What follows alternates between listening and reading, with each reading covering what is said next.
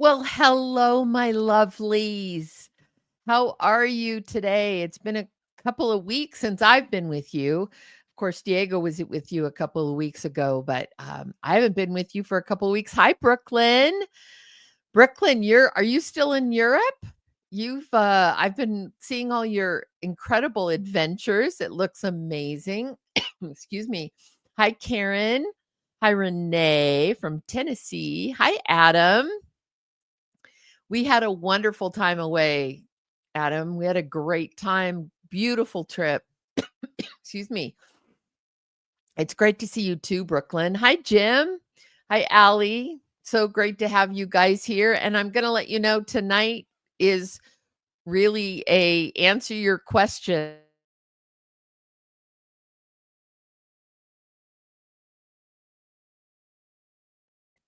Ask. That was weird. I wonder if that was my camera. That was strange. Um, then just let me know. Ask them in the comments, and I will be happy to answer them. Hi, Valerie. It's good to see you. Thank you. So, some of you may or may not know, excuse me as I grab a drink. um, I've been gone for 2 weeks. So, hi, Bob and David, Oklahoma City. We have a couple from Tennessee and Nashville. I love that. So, 2 weeks ago, my husband and I were in Montana. I've never been to Montana and had a wonderful time. Some of you guys may know Chase Giacomo, who is an actor and joins us on Tuesday nights often. And my husband and I were able to connect with he and his beautiful wife, and we went fishing. I learned to fly fish. Excuse me. Yes, I learned to fly fish. I'm now my husband's fishing buddy. He's had a couple of buddies that he always fished with, and then recently they've had health issues where they haven't been able to go, so he hasn't fished in forever. And so I learned. I caught 5 fish. It was incredible. So I can now say I know how to fly fish. I can't say that I'm great at it yet, but I loved it. It was awesome. We fly fished on the Yellowstone River. Had a great time. Spent the day with Chase and his wife, and like what a joy that was. And then spent a couple days in Yellowstone National Park, driving through there. Hi, Sylvia, Dallas, Kendra from Tampa. Hi, Kendra, Teresa, Iowa. I love it. It's your first time joining us. Well, Teresa, make sure if you have any questions you've been wanting to ask or that you've wondered about with regards to the acting or the industry or any of that, please feel free to put it in the comments, and I will do my best to follow along. And Brooklyn, let me see. Okay, so Brooklyn, you're back, and man, your pictures were amazing. I I just thought it looked like just a fantastic trip you were having. I haven't posted my Yellowstone pictures yet, but it was great. I'd never been in the park, and I was able to experience all the things that you want it to be. We did that. We had the buffalo that walked right in front of our car, and just seeing herds and herds of buffalo and antelope and just all the beautiful, beautiful sights within the park. It's really hard for me to fathom how anyone could look at that and not acknowledge that there's a creator and understand that those things don't happen by accident. They aren't just some random explosion that happened in the sky. It's astounding, the beauty and the scope and how deep and how far the mountains and the beauty goes. It was just incredible. If you haven't been to Yellowstone, I highly recommend it. And fly fishing on the Yellowstone River was awesome. And then some of you may know Dawn Long. Dawn Long is an actress. She was one of our female leads in the movie Life Mark by the Kendrick brothers that we did a few years ago. She lives in Montana, so we were able to spend some time with her, and she took us on a beautiful hike up to a specific waterfall, and we got to talk, and she led us in prayer at a couple of the places, and it was just really beautiful. It was great. It was so refreshing just for the soul. And my husband and I just had a really, really, really good time having that much quality time together. So it was wonderful. I tasted moose for the first time, and I tasted bison for the first time, both of which, and you have to understand, I'm a picky eater and I'm not very adventurous. And they were both amazing. Dawn Long cooked the moose. It was a moose she actually had gotten a couple years ago herself. And then the bison was at a restaurant that's very well known for their bison. So yeah, I got to experience a lot of new things, and that was fun. I just loved the adventure of that and the trying new things and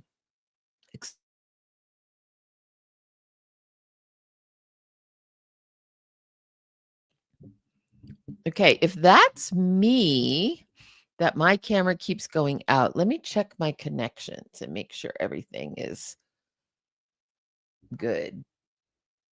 Yeah, I'm not quite sure why it's going out. If it keeps doing it, then I'll double check, try to fix that. Okay. Yeah, Diego's letting me know that there's a little bit of a lag and then it comes back. I'm going to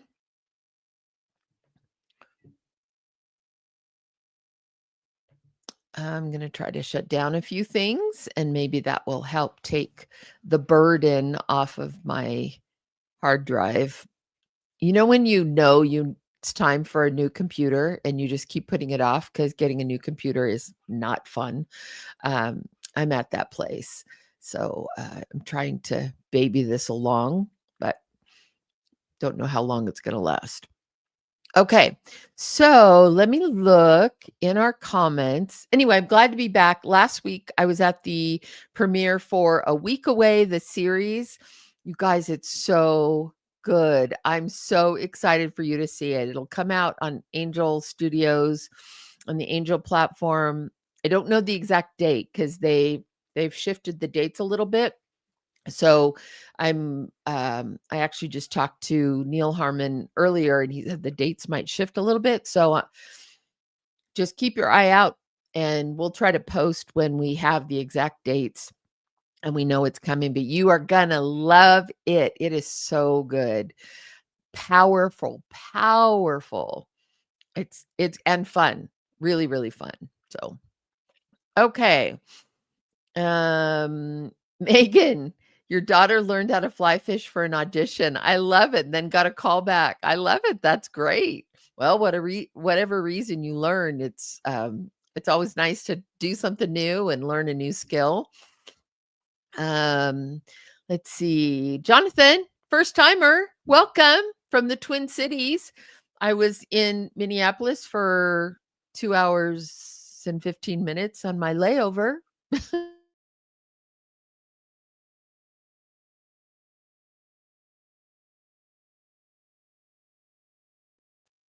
Area.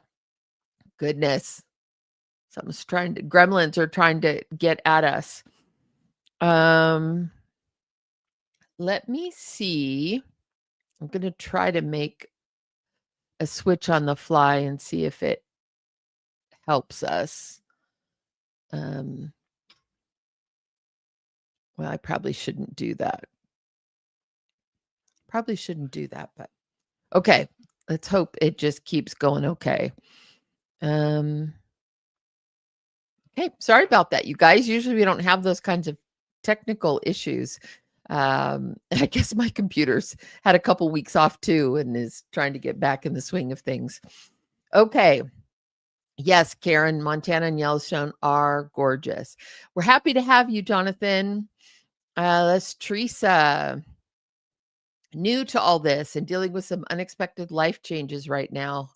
Wow, I understand that. One of my big questions right now is what is the average time between being cast in a show and the beginning of filming? Well, that can vary. Typically, pretty standard would be about a month to a month and a half out that you would be cast.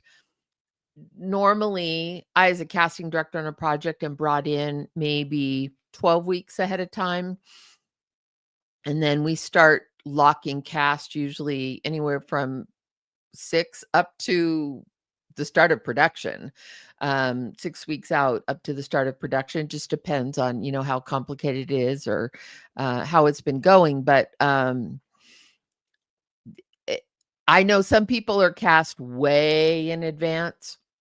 And that can sometimes be difficult because a lot can change. If you say, "Hey, we're casting you for a project that's gonna be in 6 months or 9 months," that's pretty difficult to make sure this schedule, you're able to keep it open, but that the production that you have assurance the production's actually happening. Because 'cause I've seen instances where an actor will keep their schedule open because 'cause they've been told that they're cast in a project, but then the project keeps getting pushed back and back and back. And so here they're keeping their calendar open, their schedule open for something that just keeps being put off.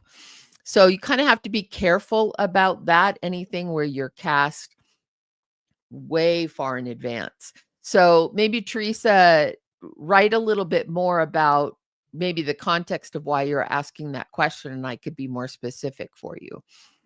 Um, Adam, yes, Dawn is wonderful. Hi, Kylie from Cali. I love that. Kylie. Good to see you. Bison burgers. Yeah, now I had my husband had ordered a bison steak and I had a regular beef steak, and honestly, his steak was amazing. It was so good. If you ever go to Montana in Bozeman, it's Ted's Bison Grill or Ted's Buffalo Grill. Ted's Montana Grill, I think is what it is. It's very well known though for their bison, for their steaks. It's right in the cute little downtown area. It was very, very good. Um, let's see, Daniel. Hi. Good to see you, Daniel from Dallas. Oh, Joy, thanks. I actually just got my hair cut today. So this is the fresh cut. Hi, Casey. Great to see you. And Denise. Okay, let me see. Yeah, the camera lag time is on my end. So I did hook up my mic, which might have changed my configuration to the point where it might be struggling a little bit more, but hopefully it'll all calm down and cool down, and we'll be okay from this point forward. I am going to, let's see. Did I lose you?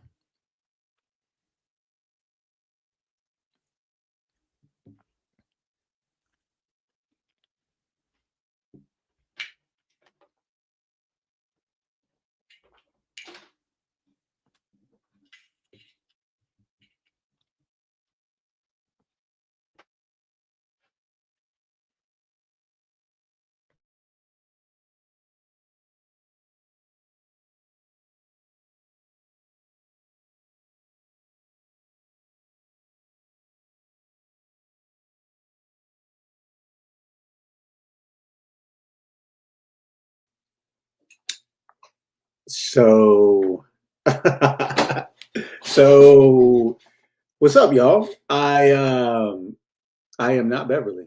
So number one, hey, I'm Diego, and seems like Bev is having some technical problems here. Um, so I'm just jumping on here to hold it down. Hopefully, she'll come right back.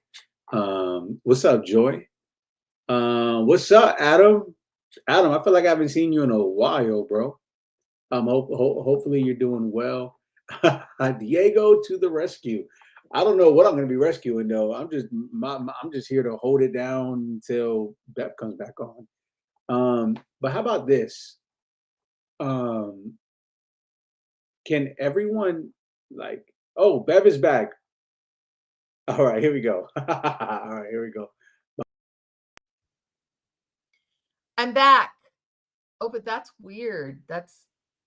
It's I'm back, but it's doing the wrong camera. Let me see if I can fix that. There we go. Okay, we're getting closer, guys. We're getting closer.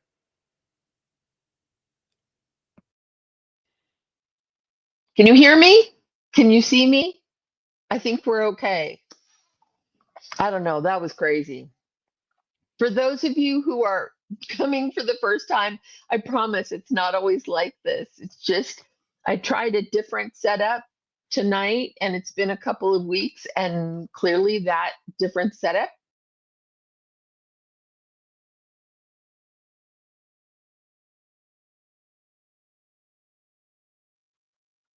Okay, you guys, I guess that didn't help us. I honestly have no idea why we're having such trouble today. Um, and I hope it's not telling me that the show is, or that my computer is about to, yeah. Oh, goodness gracious, you guys, I'm so sorry. It's so unprofessional, and I tried to be professional.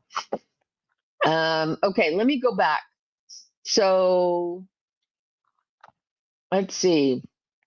Okay, Amy, when you have an audition and they specifically ask for a full body along with the sides and slate, is it best to just add a full body picture at the end of the audition video, or do you just use your phone and zoom out to get a full body shot? You can do either, whichever is easiest for you, but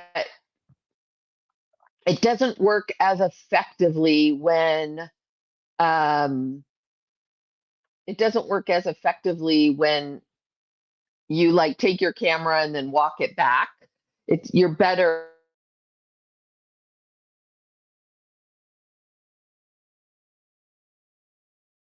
Oh my goodness, you guys. I feel so bad. Okay, you know what I'm going to do? I'm going to let Diego take over for a second. I'm going to leave. I'm going to change some settings and I'll come back. So, Diego, come in and rescue.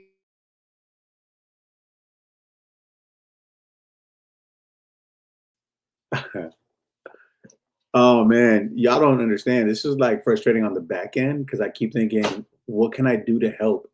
But I feel so helpless. Um, that's crazy. Anyway, also wasn't preparing to come on. Number one, if you can see in the background, what's up, Amy? I have these boxes. What's up, Daniel? And that's because we moved from Spring Hill to Franklin, so Franklin, Tennessee. And hey, Valerie, what's up, Sylvia? And we literally moved about a week and a half ago. So if anyone knows me, on my top list of things that I don't want to say hate, but strongly dislike is moving. Oh, I hate moving. Oh, I hate it. So I'm happy that we finally moved. But that's the reason why like anything on the back of my the back of me does not look good. Um, I really do like Franklin. So I'm from Miami, Florida, and so I'm part of a big city, and I love how charming Franklin is. And I got to tell you, from the industry standpoint, um, I'm a big believer in the proximity principle. And what I mean by that is it is great to connect with people online digitally, but there's something about being in person, right? And one of the biggest decisions in deciding moving to Tennessee was wanting to be where I feel like the industry is thriving, and the industry that I want to be a part of and the people that I want to connect with are based. And I got to tell y'all, from the faith and family standpoint, it's been a game changer for me. Um, it's been a game changer for me. Teresa, Franklin is beautiful. I totally agree. Yay for Franklin. I'll be filming close to there this weekend. That's awesome, Renee. That is awesome. All right. I see Bev is back, and they say third time's a charm. So maybe you won't see me again after this. So here's Bev. Hi, you guys. So if we don't do it this time, then we'll just chalk it up and move on. But let's try. Okay, so I was saying if you can have a full body shot ready and you can edit it in, that's the best. Or if you instantly have a way to, you have a setup to which you can put the camera on a different tripod, or you have the depth in your room where you can step back quickly and get a full shot.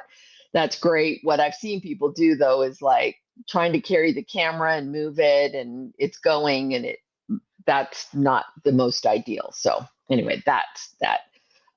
Tanya Joy, see, that's what I tried to do. So let's see if we're going to be good here. Yeah, hopefully everything else is going to be um, effective now. And I am trying to close everything else. So, yeah, close down some other things. Okay, so let's see.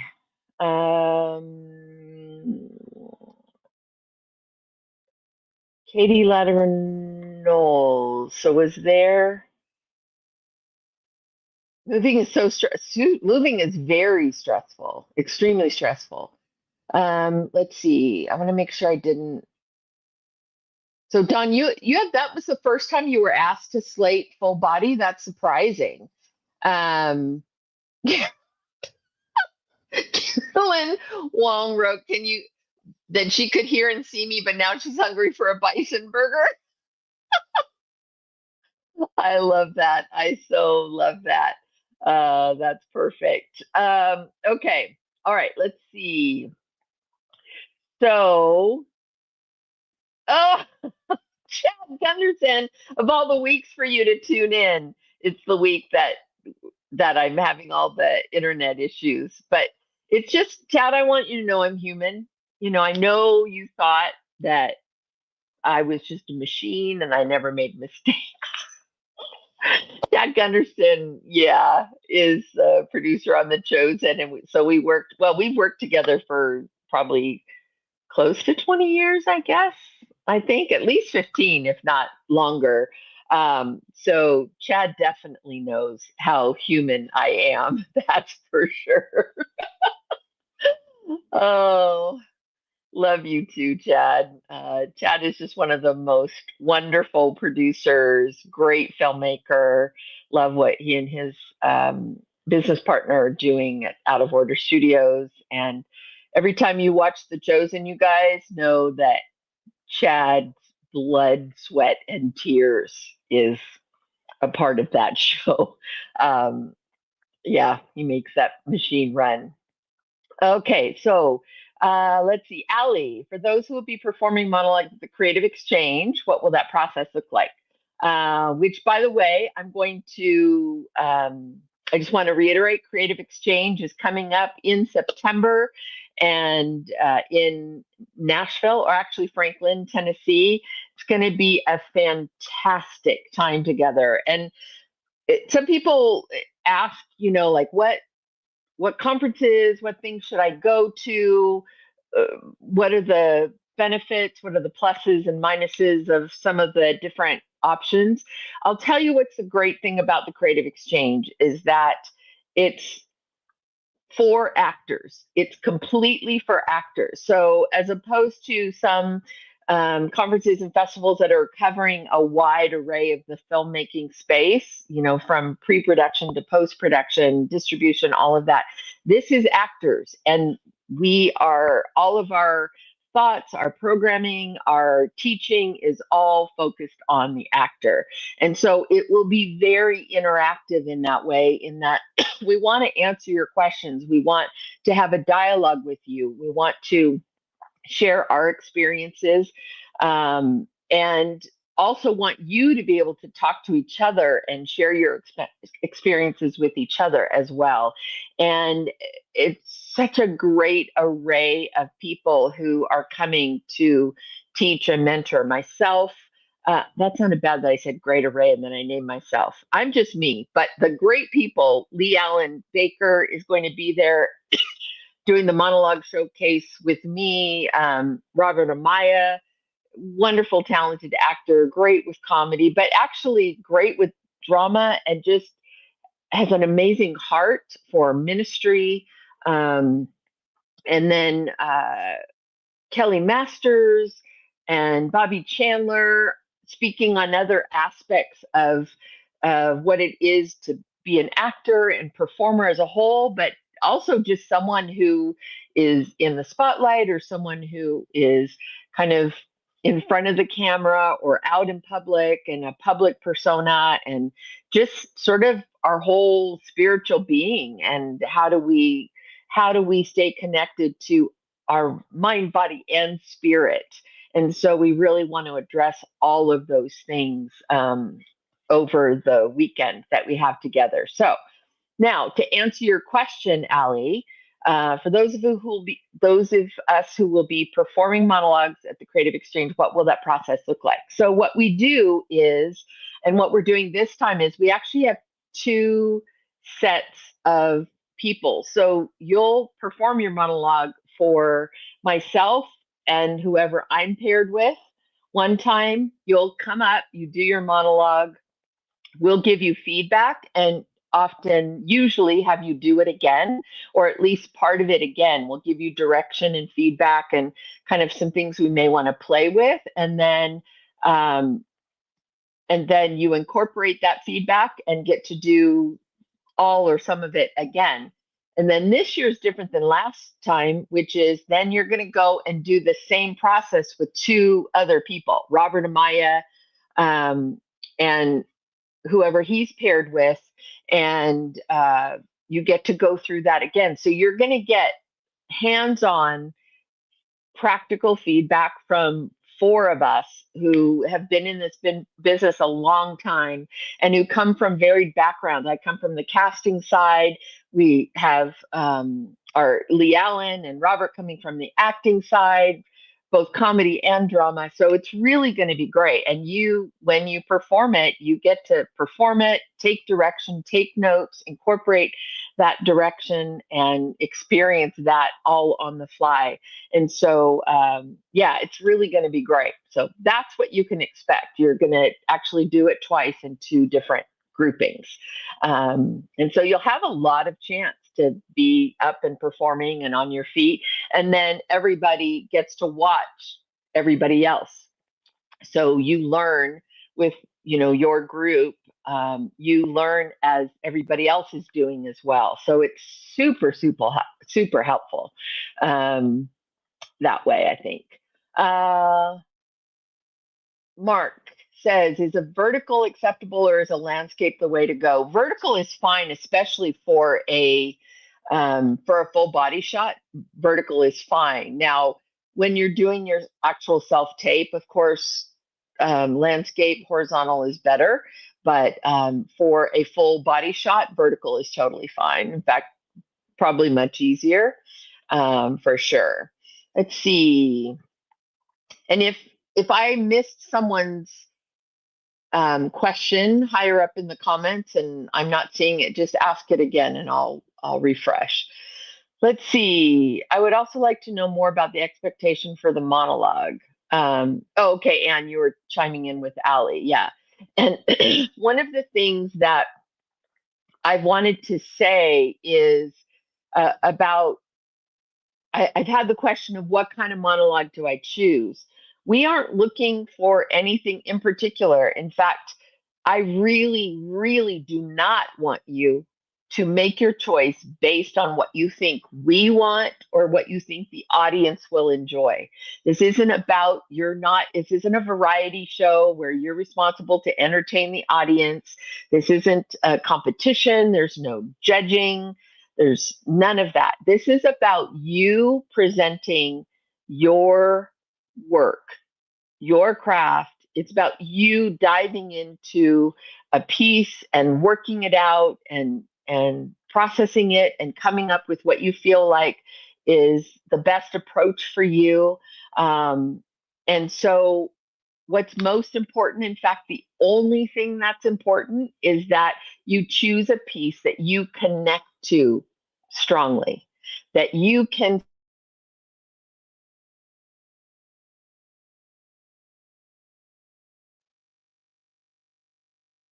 That's so fun. Or how I would approach this scene, and you make that your focus when choosing it. So please don't choose, oh, I'll choose comedy because I think the audience will enjoy it more. No, choose a piece that is best for you. That it could be something you want to challenge yourself with and try something new. That's fine, but it needs to be a piece that you really connect to, and so that you can bring your authentic self, where you can be that it's a grounded performance and something you can feel really great about. Let's see. Let's see. Oh, yeah, Brooklyn. I'm an actress as well. Yes, that's my Christmas film. I used to be years and years ago, but I'm happy where I am now. That's great. How will the monologue process go at ICVM? Will it be similar? It's not as in depth. ICVM, we have more people and not a lot of time. So we typically have to move very quickly at ICVM. And so there is feedback, but it's nowhere near as extensive as it will be at the Creative Exchange. And we just don't have the time to have everyone kind of redo it again. So it's the similar, but just condensed in what we're able to do, and how much feedback we're able to give, and how much you're able to incorporate it live there. So, yeah, Diego says another thing about the monologues. If you're choosing a monologue from a movie, we all know, don't deliver it like the actor in the movie. It doesn't help you. It's absolutely right. The example that I use is Miranda in Priestley in Devil Wears Prada. Meryl Streep nailed that performance. It's iconic. Everyone knows it, and even more so because now there's the sequels coming up. So unless you can completely flip that to something that doesn't even remotely feel like her performance, or look like her performance, or sound like her performance, then you shouldn't do it. Because if you do anything that's reminiscent of her performance, it's just going to come across most likely as sort of a lesser knockoff. So yeah, if you have a way to completely turn it on its head and something original, then you could try it. But you're best to stay away from those really, really iconic performances unless you have a very, very fresh, completely unique take on it. Let's see. See, about the monologues, did you request one or two to perform? Not quite clear, Joy, on your question, but it's one at a time. One at a time. Whoever is signed up for the monologue session at Creative Exchange, it's one at a time. So hopefully that answers it. At ICVM, we do choose a few from the monologue session to then perform to the whole group at lunch the following day. And the whole group is several hundred people. And that group is like producers, directors, actors, all kinds of people from the industry. And so that is an opportunity for you to get some exposure to other filmmakers if if you are one of those chosen to do that. So that is one thing that's unique to ICBM. But as far as time and attention and really being able to work with you and having more one-on-one or at least small group attention, Creative Exchange that's what we've built into that, because that is so different from most of the other kind of conferences where you're kind of going through things quickly. Let's see. Kendra, is there a time cap? 1 minute. So between a minute and a minute and a half. So no more than a minute and a half, just so that we can get through everyone and we can give everyone a chance. Oh yeah, Diego said 1 minute. Between you and me, if it's a minute 15, like a little over that, that would be fine, but absolutely no longer than 90 seconds. So, and you'd be surprised what you can accomplish in that amount of time, honestly. Let's see. Carolyn, would you suggest having more than one monologue just in case you'd like to see something different? We won't ask you to do something different. Our point and our purpose in doing it is to work with you on that monologue. So it's not really as much a performance as it is a workshop environment. And so we would just focus on whichever monologue you chose to do for the session, but we won't ask you to do something else within that session. Let's see. Brooklyn says, I would challenge those who need monologues to try writing something that you connect with, you can bring life authentically. Yeah, and she wrote her own piece. It can be, if that's something that you are inclined to do, that can be great, because it is something, and we've had several people, you guys may remember when I talked about Grace Covington, and I was recommending her book, Clean Cuts, Volume 1. That's here, I have a copy right here. That's the monologue book that she wrote. 100 monologues, comedic and dramatic, and some are faith inspired, but they're family friendly. That came about because she wrote her monologue for the last Creative Exchange, and it was really good, really strong. And I asked her about it, like, where did that come from or who wrote it? She explained that she did. And that kind of spurred in her this idea of,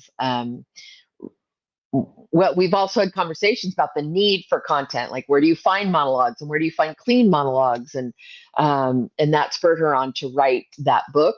And so I think it can be very effective if you are someone who knows how to write that kind of a short form monologue. I have seen it where it isn't as effective because the piece may be a little too personal, where it's not so much a storytelling or a character, like exploring a character or a moment in time in the life of this character, but it turns into more of like a sermon or a philosophy or a poem of some kind. And those aren't as effective. So if you're going to try to write something, do it well in advance and then have some other people read it that you trust, other actors read it that you trust, just to make sure that it is appropriate and that it works as a monologue for you in this particular setting. So, because not everything does. So, yeah, just think about that. Oh, good. Renee performed a monologue from Grace's book at Purpose Film Festival. Awesome. Yeah, the book is on Amazon. It's wonderful. But I just saw her post on Facebook. I think it was Facebook, that you can order directly from her right now. She has several copies on hand. You could order directly from her. And I think it's in her post as to how you could do that. I think you just maybe you just save on shipping. I'm not exactly sure what the savings is, but I did see that post. So, okay. Any other questions that I can see?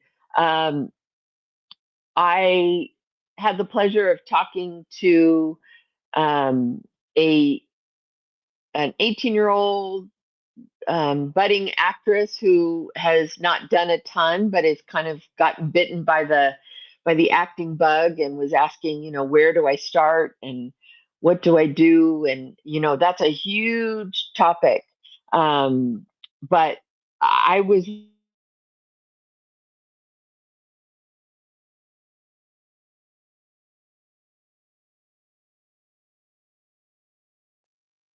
darn it. Just be someone who is just looking for the material to learn. Masterclass, I've talked about this before. Masterclass is an app or basically an app, but it's also online. And it is something you sign up for, and there is a cost to it. But you're able to learn from some of the greats in our industry, and not just actors, but the filmmakers, the directors. What are they looking for? There's so much you can learn in that kind of thing. But YouTube videos, the behind the scenes interviews with actors, they talk about their craft, they talk about like why they connected to a certain role, working with their co-stars. There's so much that you guys can learn, and so many resources you have at your fingertips that really you should never be bored. And there's so much that you can learn in those in-between moments where maybe you're not yet in class. And she was in a unique situation where she may not be able to jump into a class right away because of some work things. And so I was just saying, just use your time to learn, be a sponge, soak it up, read the different, the books from the various different kind of iconic teachers and craft teachers. Chad says, do local theater. Absolutely. All of that is useful to you. All of that is going to be helpful. And you just want to be doing, be active, be, the other thing was practice your self-taping and do self-tapes. Choose some pieces that do challenge you differently.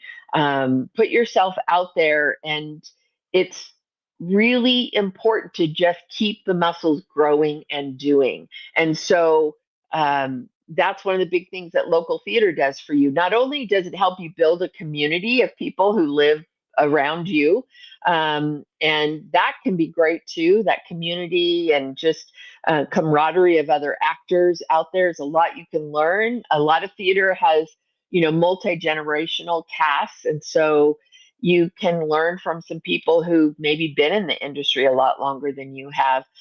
It's great experience for you. And it's theater is one of those things where you don't get to do a million takes. You don't get to do it over and over. So it challenges different muscles and really sharpens you in a way that sometimes the audition process of TV film doesn't, in that you can do multiple takes, you're self-taping, you can pick the one you like best.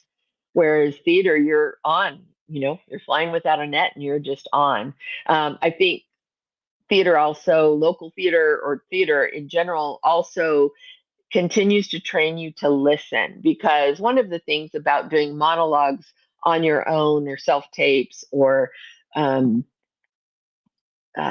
choosing scenes for self-tapes is there can be the challenge or the tendency to not be engaged in active listening as much as you should be. Whereas theater, you have got to be listening. You have got to be engaged in the scene. You've got to be present. You've got to be listening to the tone of what's going on with your fellow castmates. If they drop a line, you've got to be aware of what's happening and where you're going, or did something get skipped, or do I need to step in and bring us back in. You've got to be actively engaged in that moment. And that sometimes in a vacuum, when we're just self-taping and especially doing monologues, that's not a skill set that gets sharpened in that environment. There's lots of other skill sets that do, but the active listening isn't necessarily one of them. So doing theater is a great way to sharpen that skill set for sure. Being a part of a class can also do that as well, as you're doing classwork and scene work with other members of the class, other actors. Let's see. Yeah, audition for student films. You can really build your reel. If you're someone who doesn't yet have a reel and you don't have material, if you live near a campus that has a film school, there's a lot of really great film schools actually that you could be a part of and get yourself connected with that film department and make yourself available to do their student films, their short films, graduate films especially, because in graduate films they're at a certain level of experience that I think the chances are it has more chance of being something really strong that you can use on your reel. But those are all great. None of that is wasted time. It's absolutely valuable time that you're spending. Let's see, Daniel, are there good agents and or managers that you recommend that specialize in Christian films? No. So I say it that way because Gene Winger is the only one who has made it kind of her specialty to know the faith-based world and who's making the films and what they're doing. But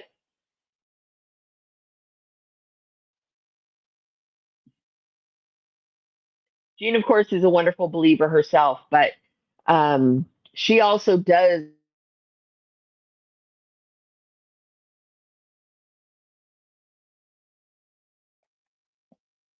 Goodness gracious. I think tonight just wasn't going to be our perfect night. Well, not even perfect, smooth night. Anyway, I'll answer that question and then probably figure that it's time to let my little computer rest, I think. Yeah, there aren't agencies that specialize in Christian films. There aren't enough Christian projects that could keep them busy and pay the bills. There just isn't enough. You have to kind of go broader than that. So that's really on you to know who those filmmakers are and to know the kinds of projects that you want to be a part of and to let your agents know that. There are certainly agents and managers who they themselves are believers. And so they are very open to that kind of content. They may be connected and know who's doing what, but still, I don't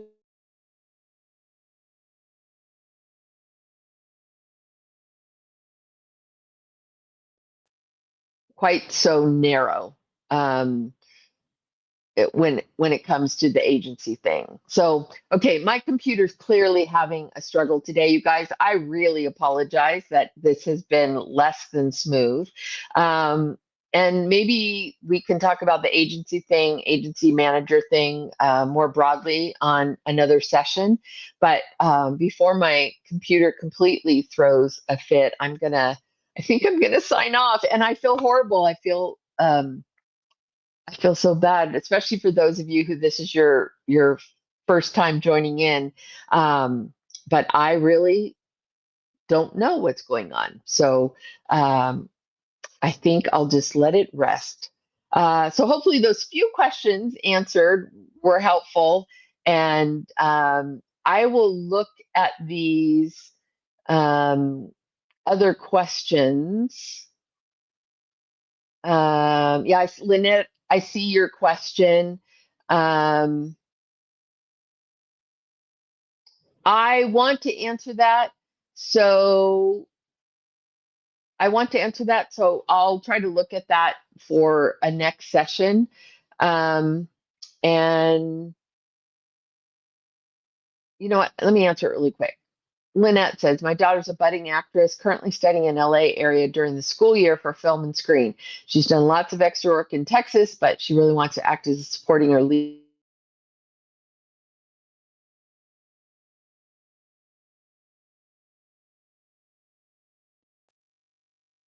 Also, do you submit for different agency in different areas of the country? Yes, there are different agents that cover different regions. You want to make sure that you communicate. If you have multiple agents, you want to make sure that you're communicating with all of them to make sure they don't overlap, so there's no bad blood or misunderstandings or any sort of tension as far as that goes. As far as when an agent's going to take you on, I would say they are not going to want to take someone on for just school breaks and summer. There's just not enough overall work in that. And it's hard to build momentum for someone when that's the only times they have available. That's such a narrow window that, when they have other clients who are available full-time, it's just not the best use of their investment of time and resources. So I'd say you're best to wait until she's available a little bit more than that, because I don't know that someone will take that on if that truly is her only available time. If she got a project, could take off of school or something like that, that's great. But otherwise, probably good to just wait until her availability is a little stronger. And she could self-submit for things. I just don't know that an agent's going to be really excited about taking on a client that has such a narrow availability. But that's for an individual conversation, and there's always exceptions. But that's my overall feeling that that's a little narrow. So, okay, you guys, I'm going to sign off before the gremlin gets the best of me. And love you guys. Glad to be back. I'll try to figure out whatever happened. I'll try to figure it out before next week. And I hope you guys have an amazing week. And I think you're awesome. And God's created you just the way you are. And He has a plan.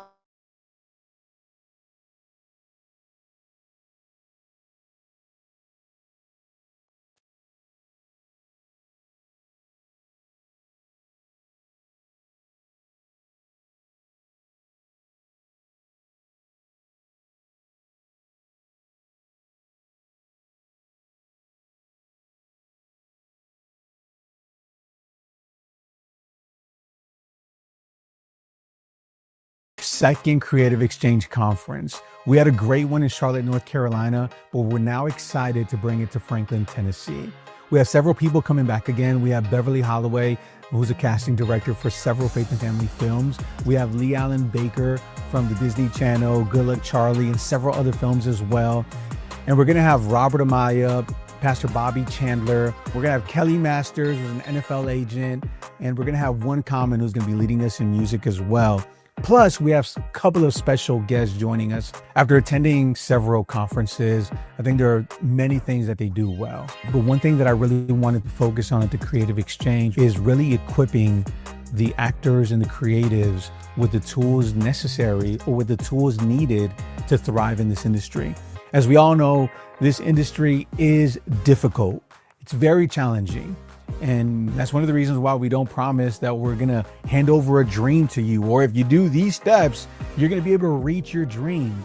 What we do promise you is that you will leave with the tools needed for you to build towards your dream. What we guarantee is for you to know what your next step in thriving in this industry will be. You're learning from experienced pros in this industry that have a collective resume of over 50 years in the entertainment industry. That's who you're going to be learning from. And I can't wait for you to meet them.